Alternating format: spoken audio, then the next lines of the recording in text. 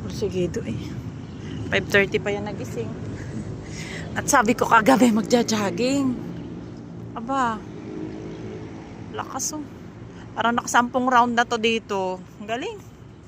Lakas mo mag-jogging. So proud of you. Wow! Kiss mo na si mama. Love you pa. Pagod ka na? Hindi pa. May ikot siya dito. Dito. Yan. Pag ganun. Lakas ah. Galing ah.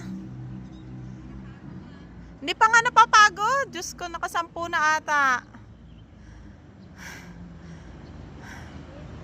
Ako'y pagod na. Lakas na mag-jogging yung mga asan eh. Tulog pa si tatay niya eh.